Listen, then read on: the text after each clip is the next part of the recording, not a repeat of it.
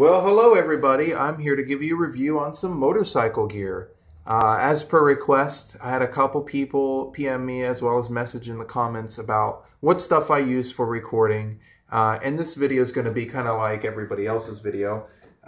Pretty much, I would say 85% of motovloggers use similar equipment because there's just not too much out there that's better than everything else when it comes to comparisons. First off, I guess we'll start with the helmet.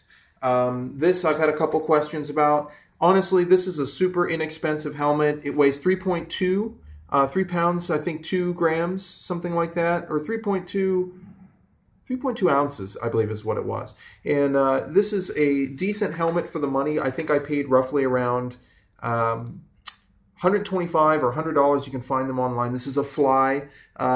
It's kind of a dual sport enduro helmet. You can use this for city because it has a visor that closes down. And then this visor on the top, the roost protection, can kind of slide back and forth. I'll give you a preview of that. There's a knurled nut here, and then it goes back and forth. So you can kind of change the position of it.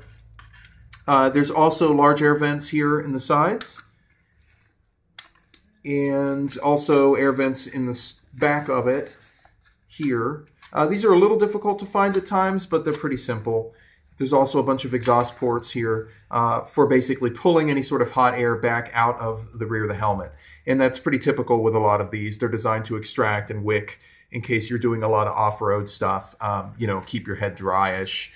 It works pretty good. The ventilation's pretty good. I wouldn't say it's a top quality helmet or anything. There's some more vent ports here. They all have a stainless mesh, or an aluminum mesh rather. And then there's the front mouth port for, breathing and whatnot. It helps, believe me. It actually makes a difference. I would say the interior on this is relatively soft. Quick wick liner, that kind of thing, or at least a replicant of. And it all is removable. It's a bit windy here because there's obviously no protection for a chin guard or anything like that, but it works pretty well. It fits pretty well. It fits a little snug. What I use then for a microphone is right here. You can see the little mic port is literally stuffed for the Drift HD in this cheek pad. Now you would think, boy, that sounds like a bad idea. It might be super noisy. It's really not. It actually picks up really well right there. And then the mic output, I just fold up and let the tail of it hang out right there and hook into the Drift here. Now this placement is a bit trick. When I'm not using it, I just stuff everything in there. I do a better job than that when I'm riding, but I don't want tentacles strangling me or anything. And then you can see here, this is the mount port for it, for the Drift HD. And I put it right under the visor. I get a pretty good view. You guys do see my nose. But whatever, I like the view better than mounting it up top. I've seen people do that. I also like it better than the goggle mount because you have to wear goggles if you wear the goggle mount. This helmet does have a unique spot here where you can kind of wear the goggles as well as close the visor, so you can do both. It's pretty cool for off-road, I think, because I've been hit in the face with some rocks. So anyway, that's the setup for it. It's right above the logo here if you want to copy it, replicate it, whatever, if you're starting out on motovlogging. This took me a minute to figure out, so take a good look at that so you can kind of get an idea where I mounted it. And that's all there is to this helmet. This is, again, not a very expensive helmet, but it's pretty well constructed. I have dropped it before, and the only thing that happened is it shattered the plastic here on the beak of the helmet, and it fell from about, you can't really see it, but there's about 5 shelves up from there, so it fell straight on its face. Typically, if you drop something like this, you want to throw it away, get a new helmet. I've been in the industry for years, and the idea is there's fractures and cracks that you can't see with the eye, that might be in the shell composite itself. So you'll want to throw it away if you drop it more than once off a high spot. But, I tend to break the rules. If I see that structurally it looks okay and I don't see any big chips or anything like that, which this one only hit right here on the mouth. So it seems to be just fine. The bridge is fine. There's no cracks or anything. I'll continue using it. So there is my Fly, dual sport helmet. And it works pretty well. It's got a good look to it. It fits really well. And that's one piece knocked out. For off-road, I just use a bunch of Fly gear. It's usually pretty affordable if you get last year's models. These gloves don't offer much protection, but I think I crashed in them one time and they worked pretty good. The palms have a little protection. you can kind of get away with any brand, but these are not designed to survive very long, probably like 2 or 3 seasons tops. Now I'm bringing this video to you on my little cam here, which is mounted on a tripod. Believe it or not, it's a phone cam, and it works pretty well on the Nexus 4. Some other phones have different formats for video compression. They don't come out as good. So you'll have to deal with my mic quality. I'm sure it's not great. But this is the Drift HD. Very standard camera. It is not the Ghost. It is the 1080p HD Drift. I didn't go with a GoPro. And the reason I didn't go with a GoPro is this had more features built in. I didn't have to buy little cases and bullshit and windows and back doors and waterproof cases. This thing is amazing. It comes complete, waterproofed, has removable front, rotatable lens, which you can get different viewpoints and perspectives from by rotating it.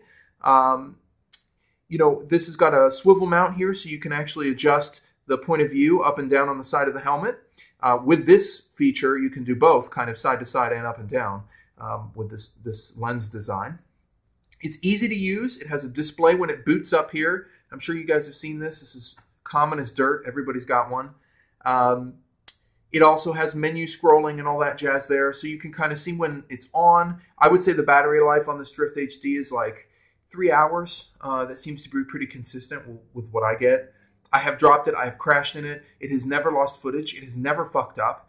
I highly recommend this camera. It's cheap as dirt.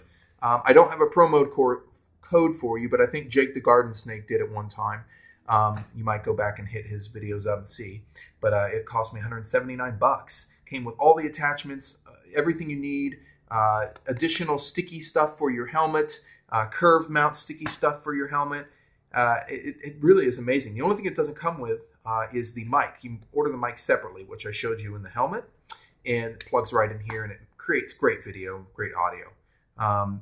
So yeah, you know, that is what I use. That is my gear. I don't have anything fancy, but this stuff, I think, for the money is probably the best way to get started. Some people are going with the Hero 3 and the black and all this other GoPro stuff. Honestly, I've heard a lot of horror stories about how people were losing footage all the time. It was just like losing their footage and corrupting. And I have never heard of that happening with the Drift, and I've never had it happen with my Drift ever. It's solid. It's super reliable. I really like this camera a lot. So I will probably be sticking with Drift and not going to the GoPro. I don't really care for it. To me, it seems like a cheap camera that's encased in a piece of plastic that you need a lot of attachments for. It just seems like a great consumer product in the regard that they're going to make a ton of money off the consumer. Not necessarily the consumer is going to get the best end of the deal. This thing is all-inclusive. The back door is the last feature I didn't show, but if you're going to call this a back door, it's basically just a waterproof seal. See, there's your battery. It's held in with a clip so it won't rattle out. And then there's your USB ports for charging and all that. But you don't need to ever remove this. You literally can keep this on forever and just access everything through these little ports, which is fantastic. I mean, you just don't have to worry, fuss with it at all. See, these are waterproof. I don't know. Can you see that? Maybe. And then there's the mic output. So yeah, you don't really need to fuss with this thing. It's great. It's truly great. You can replace this lens if you scratch it or fuck it up. It's 4 bolts. It comes right off. You get a new lens. Awesome camera. Great.